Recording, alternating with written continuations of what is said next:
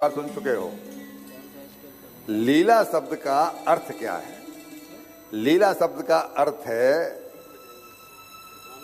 Purposeless कर्म, purposeless activities, जिसमें कोई करने वाले का अपना कोई पर्पज नहीं है। फॉर एग्जाम्पल, आपका 1.5-2 साल का बालक है, पोता है, अब वो कभी दादा का चश्मा उठा के फेंक देता है, कभी बॉल को उठा के फेंक देता है, कभी इसको फेंक देता है, कभी उसको फेंक देता है। अब उससे पूछो भाई तेरा क्या पर्पज है, तेरी कोई दुश्मनी है दादा से? वो जानता ही नहीं, वो तो सुख दे रहा है दादा को, और वो दादा का प्रेम अपने आप अपने पास ले रहा है। भगवान यानी उद्देश्य क्या हुआ? किसी का कोई पर्पज नहीं है। भगवान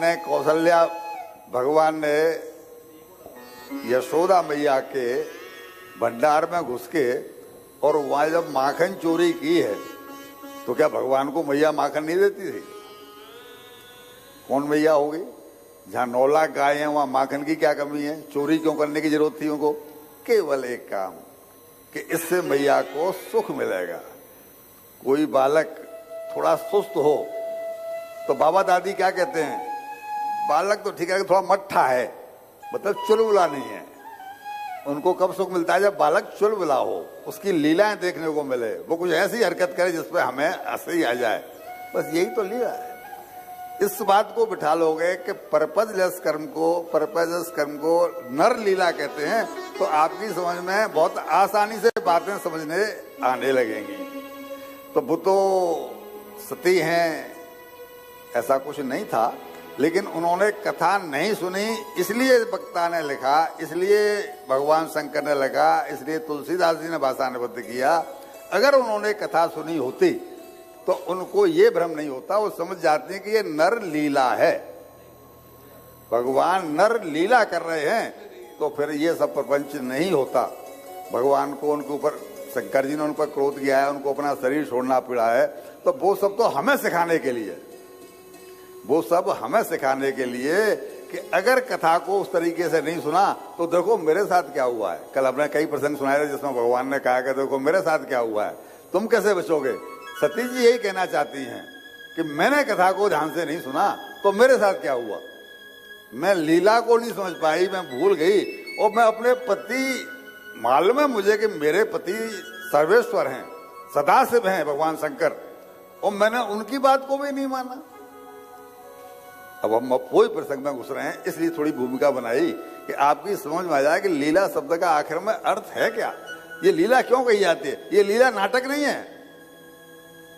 नाटक जो करते हैं, दोनों का अंतर समझाऊं।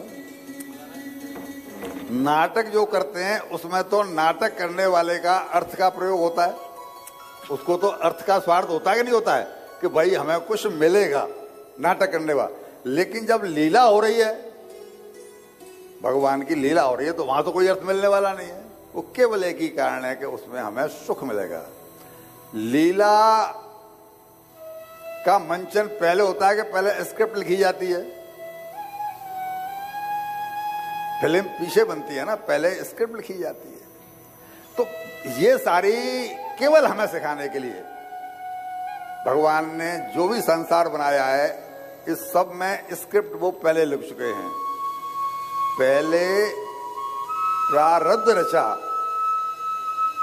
पीछे रचा शरीर, और तब तुलसीदास जी ने लिखा कि तुलसी चिंता क्यों करे, भजले श्री रघुवीर जय हो। अच्छा, इसको लिखने के पीछे तुलसीदास जी को क्या प्रभु जी कुछ 1-2 लाख रुपए देने वाले थे? केवल इनको ये बताने के लिए कि तुम कुछ भी नहीं करोगे तो भी तुम्हारे साथ जो जो होना है, जिस उम्र में होना है, जिस घड़ी पे होना है और जहां पर होना है, वहां पर सब कुछ वैसे ही वैसे होगा।